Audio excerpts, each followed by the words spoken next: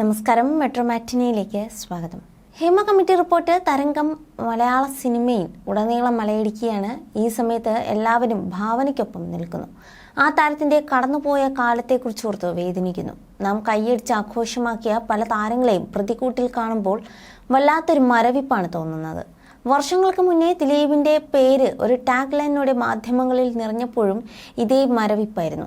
ആക്രമിക്കപ്പെട്ട നടി എന്ന് പലപ്പോഴായി വിളിച്ചിട്ടുണ്ടെങ്കിലും ഇന്നും നിരവധി നടികളാണ് ആക്രമിക്കപ്പെട്ടതെന്ന് പുറത്തു വന്നുകൊണ്ടേയിരിക്കുന്നു. ഭാവനയുടെ പഴയൊരു അഭിമുഖത്തിന്റെ ചില ഭാഗങ്ങൾ ഇപ്പോൾ സോഷ്യൽ മീഡിയയിൽ വളരെ വലിയൊരു ചർച്ചാ വിഷയമായി മാറുകയാണ്. ചില സാഹചര്യങ്ങളിൽ വല്ലാത്തൊരു ബുദ്ധിമുട്ടുണ്ടായിട്ടുണ്ട്. നിരന്തരം സിനിമകൾ ചെയ്തുകൊണ്ടിരുന്നപ്പോൾ പോലും ഞാൻ ഭയങ്കര ബ്ലാങ്ക് ആയിട്ടുണ്ട്. അടുത്തത് എന്താണ് ചെയ്യുക എന്നറിയാതെ നിന്നിട്ടുമുണ്ട്. മൂഡ് സ്വിങ്സും മറ്റു പലതരത്തിലുള്ള ചിന്തകളും വന്നുകൊണ്ടേയിരുന്നു.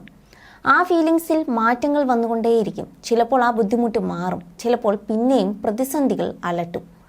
പൊതുവെ എല്ലാവരും വാനോളം പുകഴ്ത്തുന്ന ഒരു കാര്യമാണ് ഭാവനയുടെ തിരിച്ചുവരവും തൻ്റെ നീതിക്ക് വേണ്ടിയുള്ള താരത്തിൻ്റെ പോരാട്ടവും. തിരിച്ചുവരവിൽ വളരെ ബോൾഡായ ഒരു ഭാവനയാണ് പുറമേ നിന്നും കാണുന്നവർക്ക് കാണാൻ സാധിക്കുന്നത്. എന്നാൽ ഉള്ളിൻ്റെ ഉള്ളിൽ ഭാവന അനുഭവിക്കുന്ന ഒരു മാനസിക സംഘർഷങ്ങൾ അല്പം വലുത് തന്നെയായിരിക്കും. ഒരു ചിരിക്കുന്ന ഫോട്ടോ പോസ്റ്റ് ചെയ്തതിനാൽ ഒരിക്കലും ഭാവന സന്തോഷവതിയാണെന്ന് ആർക്കും വിലയിരുത്താൻ സാധിക്കില്ല.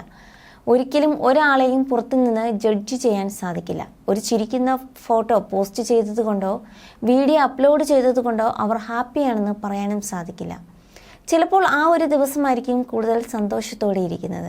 ചില ദിവസങ്ങളിൽ അതിൻ്റെ ഓപ്പോസിറ്റ് ഫീലിങ്സ് ആയിരിക്കും എനിക്ക്. എല്ലാ മനുഷ്യർക്കും ഇത്തരം മാനസിക ബുദ്ധിമുട്ടുകൾ ഉണ്ടാവാവുന്നതാണ്. എനിക്കും അത് വളരെയധികമുണ്ട്. പിന്നെ ഇതൊന്നും പുറത്തു കാണിച്ച് നടക്കാൻ സാധിക്കില്ലല്ലോ. താൻ കടന്നുപോയ മാനസിക സംഘർഷങ്ങൾ ഏതൊരു മനുഷ്യനും ഉണ്ടാവുന്നതാണ്.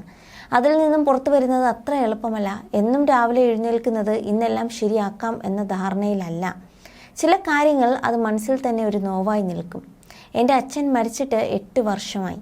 എല്ലാവരും പറയും ഇതെല്ലാം പതിയെ മറക്കുമെന്ന്. പക്ഷെ അച്ഛൻ കൂടെയില്ല എന്നത് ഇന്നും ഉള്ളിൻ്റെ ഉള്ളിൽ ഒരു വേദനയായി നിൽക്കുന്നുണ്ട്. അതൊരുപക്ഷെ ഞാൻ മരിക്കുന്നത് വരെ എൻ്റെ ഉള്ളിൽ തന്നെ ഉണ്ടാകും. അതിൽ നിന്നും പൂർണ്ണമായും മാറി ഹാപ്പിയായി ജീവിക്കാമെന്നൊന്നും ഞാൻ വിശ്വസിക്കുന്നില്ല. അതുപോലെ തന്നെയാണ് എല്ലാ കാര്യങ്ങളും. ആ മുറിവുകളും വേദനകളും ജീവിത അവസാനം വരെ ഉണ്ടാകും എന്നതാണ് ഭാവന പറയുന്നത്. You're watching me on metromatney.com. on metromatney.com. metromatney.com. Subscribe for more videos. Subscribe for more videos. Subscribe here for more videos. Subscribe now. Thank you.